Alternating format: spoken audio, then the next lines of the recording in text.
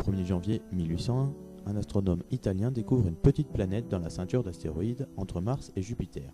Il décide alors de l'appeler Cérès, la déesse romaine de l'agriculture et de la fécondité.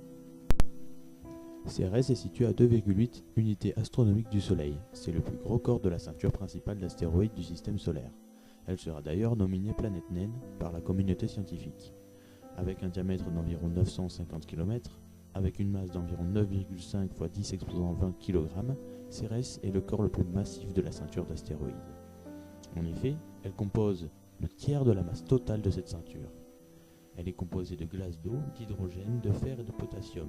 Elle a une atmosphère ténue contenant beaucoup de vapeur d'eau. On remarque donc que Cérès a de nombreuses similitudes avec Europe, une lune de Jupiter. La planète naine est située sur une orbite héliocentrique entre Mars et Jupiter. Elle a une période de 4,6 ans et effectue une rotation complète en 9h04. La pesanteur à la surface de Cérès est estimée à 3% de celle de la Terre. Les chercheurs ont estimé que la température maximale sur l'astéroïde est d'environ 239 Kelvin, soit environ moins 34 degrés Celsius. Son manteau aurait une épaisseur de 60 à 120 km et pourrait contenir 200 millions de km3 d'eau et représenterait de 16 à 26% de la masse totale de Cérès. Sur sa surface reposent certains reliefs comme le mont Aouna, une montagne de forme conique et d'environ 6000 mètres d'altitude.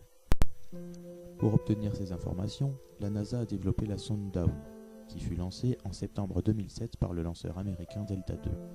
Dawn a une masse de 1300 kg. Après avoir tourné autour de Vesta, de juillet 2011 à septembre 2012, la sonde a été dirigée vers Cérès, autour de laquelle elle s'est mise en orbite le 6 mars 2015. En 2018, elle aura parcouru près de 4,9 milliards de kilomètres. L'existence possible d'eau liquide sur Cérès en fait une cible potentielle des recherches de vie extraterrestre. Certains chercheurs se sont interrogés sur la possibilité de terraformation de Cérès. En faisant fondre la couche de glace de la planète à l'aide de différents dispositifs comme des miroirs orbitaux, Cérès aurait une atmosphère plus dense.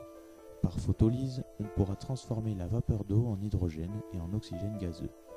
Une atmosphère plus dense permettrait à Cérès de garder sa chaleur et donc permettrait à l'humanité de la coloniser.